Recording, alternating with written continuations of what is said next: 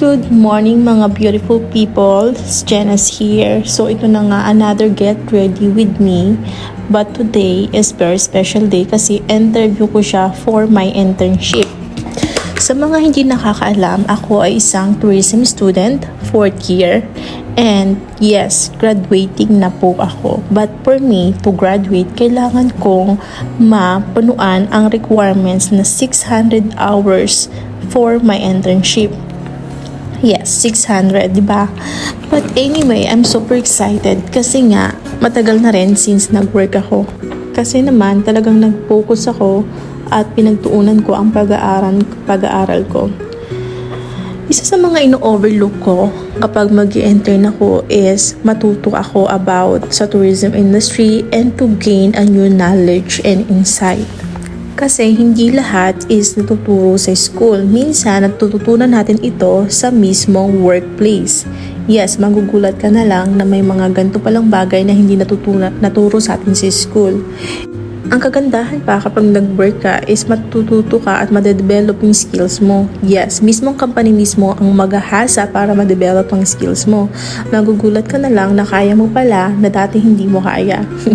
Alam ko magulo kasi pero alam ko soon magigets nyo yung ibig kong sabihin. Isa pa pala sa mga tip na pwede kong i-share sa inyo is dapat pag a-attend pala tayo ng interview, dapat alam natin kung anong background ng company natin. Baka mamaya hindi align yung ina-applyan mo sa skills mo or dun sa pinag-aralan mo. Minsan din alam naman natin na kapag hindi tayo nag-background check, baka mamaya ma-scam tayo, magparapitol po tayo.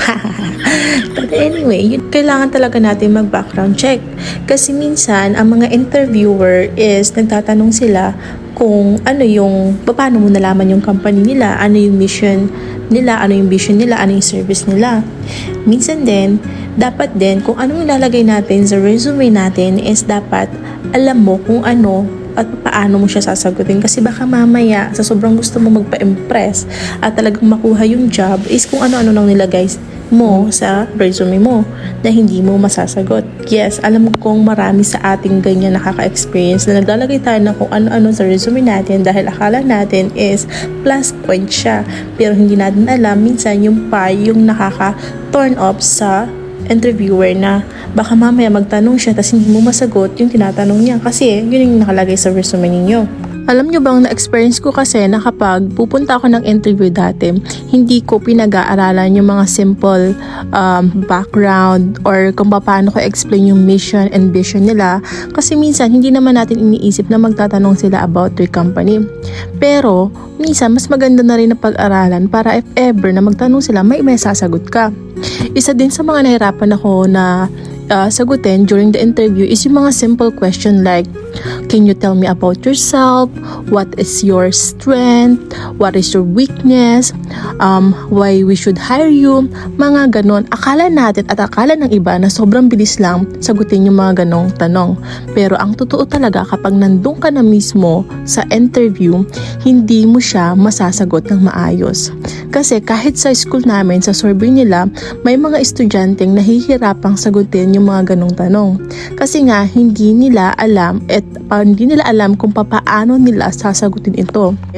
Dapat sa mga ganong tanong, dapat alam mo sa mga interviewer kung anong meron ka na wala sa iba. Ano ba yung skills mo na wala sa iba.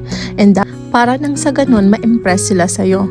Kasi minsan, pare-pareho na ang mga sinasagot ng mga ibang mga nag-a-apply. Pare-pareho na kayo ng sinasagot. Kasi nga, yun nga nakikita ninyo sa mga video or vlogs. Akala nyo, okay na yun. Pero minsan, may mga HR kasi o mga interviewer na hindi sila satisfied sa ganung sagot. Kasi nga, mas unique yung sagot, mas mag-i-stand out ka kaysa sa mga ibang aplikante. Minsan kasi pare-pareho na talaga yung mga sinasagot natin.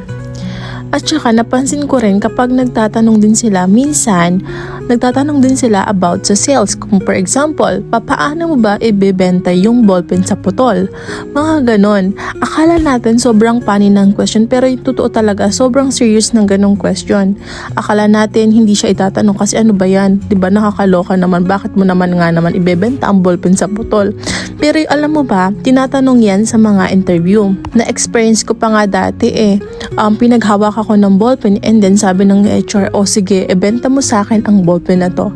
Tapos magtatanong siya ng mga question na dapat masagot mo. Kasi tinitingnan niya kung paano mo isi-sell stock or paano mo ipe-present yung product to the customer and kung paano mo siya mapapabili and ano ba at mapapaliwanag mo yung mga benefits ng product, differences, yung mga ganon. Kaya naman talagang mas magandang mag-research at mag-aral ka kasi hindi porket nag-intern ka na is hindi ka mag-aaral. Minsan, mas magandang may mga additional knowledge ka para nang sa ganon may masagot ka pa rin sa interview. Kaya naman, ciao everyone! Thank you sa panonood ng vlog and good luck sa akin!